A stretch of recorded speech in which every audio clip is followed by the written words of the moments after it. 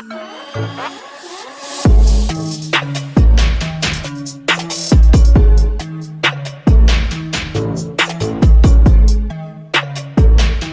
what's good, YouTube? Now, what you're seeing right here is me taking you through the process of how you set up this glitched shooting guard build. Once I've taken you through this, I'm going to show you how you make this glitched Jorand Poole build. Low-key, ain't it ironic that Nikola Jokic won the MVP and he about to get swept? Get the brooms out, y'all. Deuces.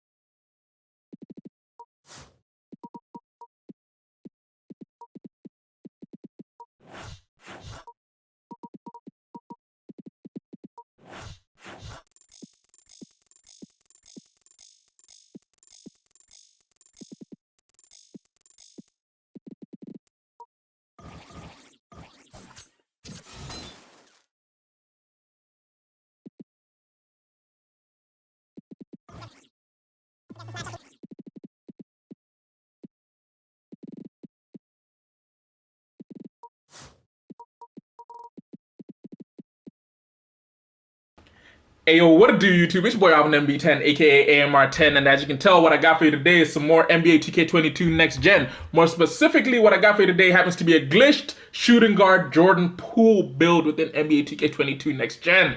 Now, I'm not going to lie to you, originally I was going to make a glitched Nikola Jokic build because he is about to be named this year's MVP, as well as he is about to get swept by these here Golden State Warriors. Key thing being, he is about to get swept, and the person happening to hold the broom happens to be none other than Jorand Poole. So I figured rather than making a Nikola Jokic build, which is undeserving because low-key he stole the MVP from Giannis in my personal opinion, I'm going to make a Jorand Poole build because this boy has been working the Denver Nuggets throughout these playoffs, and he has Steph Curry coming off the bench, which is due to injury, but Jorand Poole's really been shining as the starting point guard for these here Golden State Warriors, but he is a shooting guard, so we will be making his shooting guard build. Now, as I said, shooting guard, right-handed, jersey number 3. You know what I'm saying? Coming out of college, he wasn't even highly recruited like that, but hey, the boy balling out. Now, height-wise, he does come in at about 6'4", and weight-wise, I will be bringing it down to 179 pounds. Actually, I'll be bringing it all the way down. Hold on. Let me firstly reduce the wingspan down to 6'3" because that is the glitch we're using here today, which happens to be the shortened wingspan glitch. And I'll bring his weight up to about 179 pounds because that's the bare minimum I need to get an 86 on the perimeter defense. Now, body shape, I would go something along the lines of compact because he still is, I believe this is his second or third year in the league, i.e. he is still built like a rookie, so there's very little muscle on his body. Now, pause. Before we get into the skill breakdown for this here video, I gotta say a big old shout out to everybody for dropping likes, comments, watching the video, subscribing to the channel. You know what I'm saying? I am noticing it. YouTube is, emailing me quite a bit like, damn, we're growing kind of quick. So I do gotta say, if you're new to the channel and you ain't done so yet, do me a favor, go ahead and hit that subscribe button down below, because as most of you know, we're trying to get to 800 subscribers as soon as we can. And to do that, we firstly have to cross 750, which is not possible without you guys hitting that subscribe button. And if you like today's video and you want to see more NBA 2K22 content like it, do me a favor, go ahead and drop a like on the video down below because it helps let me know you want to see more stuff like it. And if you have a comment on a specific build you want to see me make on this channel, then do me a favor, go ahead and drop a comment telling me what build that is.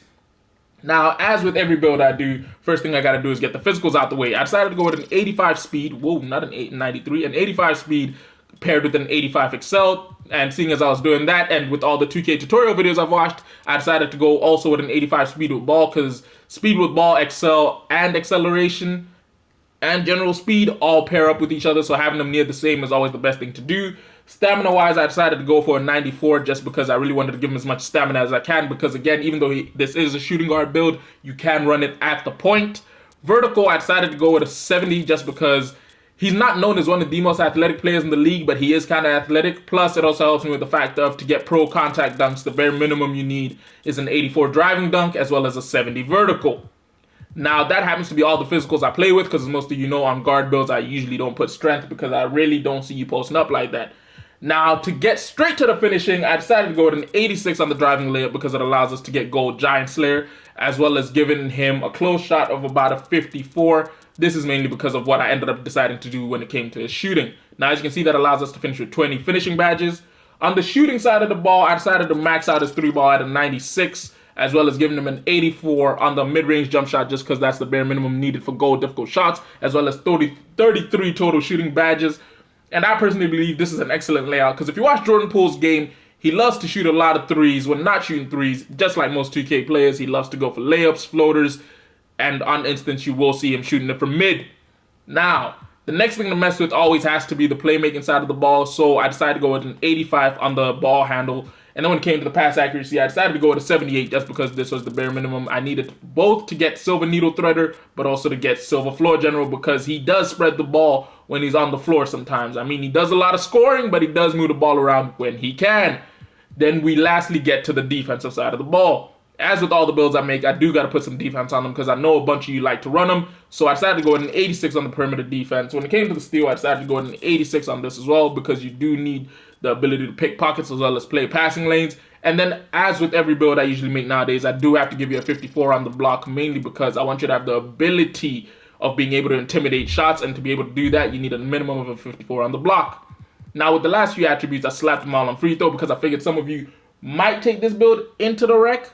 And if you do, you know what I'm saying, you're going to need the ability to shoot free throws like a madman. Now, if you wanted, obviously, you could strip some of this down, get it maybe down to about a 75, and then you have a decent attribute point and slap somewhere else. But I personally just put it, I'm going to put it at an 80, and then you can easily slap one more point when it comes to pass accuracy to help you a little bit more.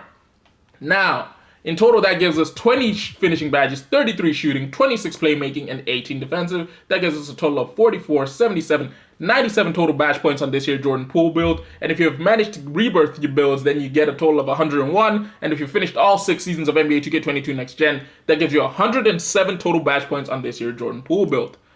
Now, when it comes to takeovers, as I said, the boy's a marksman. The boy's out here breaking fools before he shoots. So I'd go with ankle breaking shots as the first takeover. And then as the second one, I would most likely go with negative impact, because this is a badge most people sleep on. But as it says, reduces the impact of shot contests against pull-ups, step back, and spin shots. If you watch the boy play, those are the majority of the shots he loves to take. But yeah. Before we see what 2K's made for us, I do gotta ask you, do you guys want to see me grind out these builds? If so, do me a favor, drop it down below in the comments, and I will start to grind out some of these, as I'm recently been getting some comments where people have specific builds they want to see me grind out, but there's no need of me trying to grind out every single build out there if we can all come to a consensus on one build we want to see. But yeah, anyway, 2K says what we've built here happens to be a playmaking shot creator, the likes of Norman Powell, Gail Goodrich, and Tyrese Maxey. I can see it somewhat. I just believe he's better than... I don't know about Gail Goodrich. I ain't watched this film too tough to be talking like that, but I do believe he is better than Norman Powell and Tyrese Maxey, but that's my personal opinion. Now, don't forget, if you like today's video and you want to see more content like this, do me a favor, go ahead and drop a like on the video. And if you're new to the channel and you ain't done so yet, don't forget to hit that subscribe button. And if you have a comment on a specific build you want to see me make, or a comment on how I could improve this build, then do me a favor, go ahead and drop a comment, because I love interacting with y'all in the comment section. But yeah, it's been your boy Alvin MB10, aka AMR10. I'll catch you in a bit. Deuces.